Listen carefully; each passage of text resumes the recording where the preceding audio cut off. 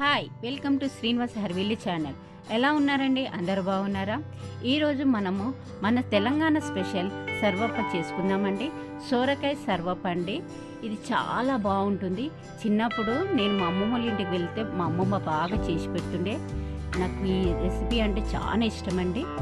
ఒక చిన్న సోరకాయ అండి, 2 ఉల్లిగడ్డలు, కొంచెం కొత్తిమీర, కరివేపాకు, పచ్చిమిర్చి, నానబెట్టుకున్న శనగపప్పు, నువ్వులు, బియ్యం పిండి. ఇప్పుడు సొరకాయని పొట్టు తీసుకొని ఇలా సన్నగా తురుముకోవాలి. మీరు ఇట్లా ఇంట్లో ట్రై చేసి పెట్టండి పిల్లలకి.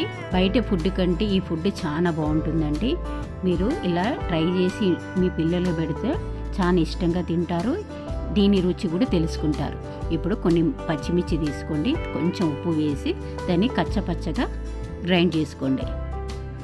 ఇప్పుడు పిండి అండి, ఇట్లా గ్లాస్లో పోసుకొని ఇలా రౌండ్గా తిప్పితే పిండి గిన్నెలో పడుతుంది, సైడ్లో పడదు. ఇది చిన్న టిప్ అండి, అంతే. ఆనియన్స్ అండి, ఇట్లా పొడుగు కట్ చేసుకొని పెట్టుకున్న ఆనియన్స్, కొత్తిమీర, కరివేపాకు, పచ్చిమిర్చి, మనం మిక్స్ చేసి పెట్టుకున్న పచ్చిమిర్చి, 1 కప్పు సొరకాయ తురుము, నానబెట్టుకున్న శనగపప్పు,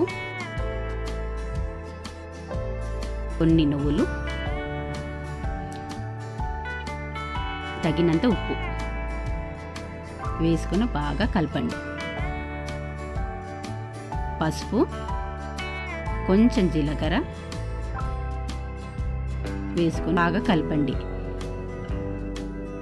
కొన్ని వాటర్ పోసుకుంటూ కలపండి, ఎందుకంటే సొరకాయలో కొంచెం వాటర్ ఉంటుంది.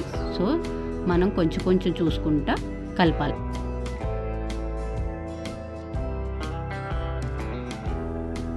అల్లిమిల్లిగడ్డ నుండి కచ్చపచ్చ దంచుకున్న అల్లిమిల్లిగడ్డ వేసి బాగా కలపండి. ఇలా ముద్దలాగా తయారు చేసి దాని మీద కొంచెం ఆయిల్ పోసి మొత్తం రౌండ్గా ఇట్లా అనుకుంటా మొత్తం ఆయిల్ అంతా స్ప్రెడ్ చేయండి. ఇది ఒక 10 మినిట్స్ పక్కన పెట్టుకుందాం.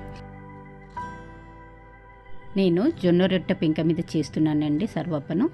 మీరు మొత్తం ఆయిల్ ఇట్లా రుద్దేయండి. రుద్ది కొంచెం పిండి తీసుకొని పిండి మొత్తం స్ప్రెడ్ అయ్యేటట్టు ఇట్లా ఒత్తుకోండి. మొత్తం ఆయిల్ కొంచెం ఆయిల్ రుద్దుకుంటూ మొత్తం స్ప్రెడ్ చేయండి.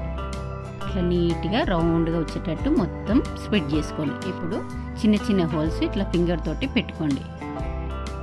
రౌండ్గా ఆయిల్ పోసుకోండి.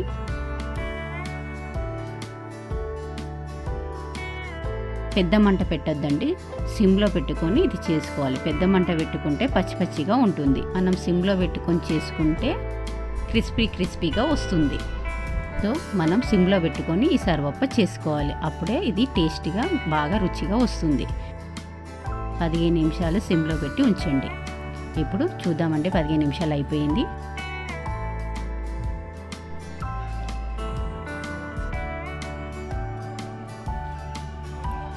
ఈజీగా వస్తుందండి. సో మన సర్వప్ప అయిపోయింది. వావ్, సూపర్ అయిందండి. ఎమ్మి మన సర్వప్ప రెడీ అయిపోయింది. ఈ రెసిపీ నచ్చితే మీరు కూడా ఇంట్లో ట్రై చేసి నాకు ప్లీజ్ కామెంట్ చేయండి.